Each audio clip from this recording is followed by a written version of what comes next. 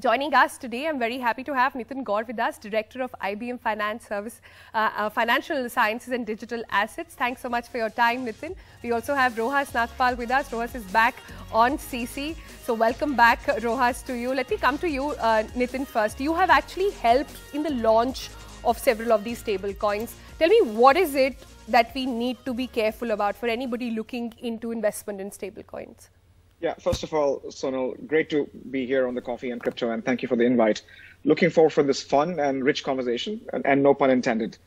So first thing is piggybacking on your stablecoin, definition. And as I build stablecoins for some of the networks, we define stablecoin as a digital asset that's collateralized by a price stable asset, which is INR, Euro, or USD, issued and collateralized and guaranteed by a regulated financial institution. And and the primary purpose of this is for the purpose of transaction processing, settlement and blockchain, powered business networks. So one thing that we look for is when there is an issuer in stablecoin ecosystems, whether issuer is a bank or a financial institution that's using a bank, and to your first model, which is fiat collateralized backed IOUs, essentially is an entity that keeps that amount of rupees or dollars into a bank account and issues equal amount of tokens for the purpose of transaction processing. And if you look at the history of why we had stablecoin in the first place, is in absence of a digital version of central bank digital currencies, which we will get to in a few minutes, you realize when you buy something, you pay for it. And payment of that with cash, or let's say Paytm, is settlement, which is final. And we call that settlement finality as it represents the duality of a transaction, which is two sides of a transaction as you process. And in the traditional crypto world, for folks who are not in the true mining sense and were not involved in elements of understanding the mining, the incentive economics, they had to buy crypto space. In the absence of true digital money, stable coins were born, which facilitated that entire movement of money from a traditional financial system we live in, and digitizing and tokenizing those tokens and moving them into the space, which allows me to provide the notion of fungibility, which in most simplistic terms, a rupee is a rupee, and all the rupees have the same value, which is essentially the definition that you defined earlier, Sonal. And so that is essentially the genesis of stablecoin, was to solve the true sense of duality and speed of digital transaction. And it then morphed into all the things that you mentioned. And one thing that we look for, or the system that I have designed with some of our cohorts, especially financial institution, is again, working with the regulators and informing them in terms of the total amount of supply and total amount of collateral that you're backing, and having an auditor that provides that reporting structure, as you mentioned, is the right due diligence to do, in my opinion. So I'll pause at that. Right. And love to get your perspective. I also want to understand the relation stablecoins hold to, say, digital currencies that a lot of countries are looking at. India is looking at that as well. But in a bit, let me bring in Rohas in the conversation. Rohas, you brought to my notice that Facebook is actually coming out with the stablecoin. What is that all about? Sure. So actually, Facebook wanted to come out with its own cryptocurrency, and they had a project called Libra a few years ago. And they roped in all the big guys, including Master, Visa. But then they faced a lot of regulatory problems. So they've now kind of shifted their direction. And now it's called Facebook Diem, D-I-E-M.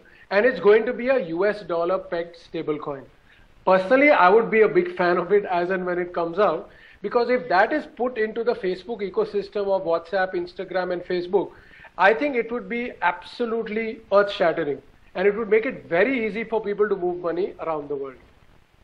See, so going back to my conversation, if I can go back to Nitin on this one. Nitin, if you could explain to us, what does the coming in of stable coins do to an economy?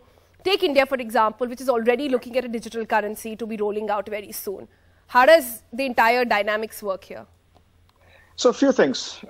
As the world is moving towards a more digital way of interacting, we shop online, we do things online, we pay to each other, and oftentimes that payment is happening through either cash or Paytm, which again represents the notion of element. So what stablecoins essentially do is bring the notion of digital finality. I gave an example of a settlement. When you pay for something, your transaction is final.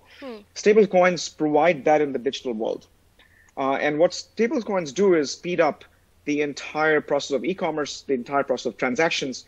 And so the notion of unlocked capital, which is what we talk about. Exactly what digital currency is also trying to do? So digital currency, in many cases, is a digital version of stablecoin because the fact that central bank digital currency doesn't exist anymore in any parts of the world, and there are 80% of world's banks who are looking into rolling out projects. In absence of a sovereign, which is a government-issued digital currency, stablecoins became the next best thing because the financial institutions could issue a stablecoin backed by sovereign-issued currency. And that is a good interim step, in my opinion. It speeds up commerce. It speeds up the unlocked potential of capital, that money is flowing, and money is always good when it flows. But second thing, it simplifies drastically, which we'll talk in a few minutes about, cross-border payment, which is where the projects like Diem and Celo are trying to address. Right. We need lots of minutes to talk about that actually, perhaps later, but I have last few minutes on this segment. So let me go to Rojas as well on this one. Rojas, then, are you somebody as an expert looking at this would advise beginners to perhaps get started with stable coins, people who are trying to understand the crypto world?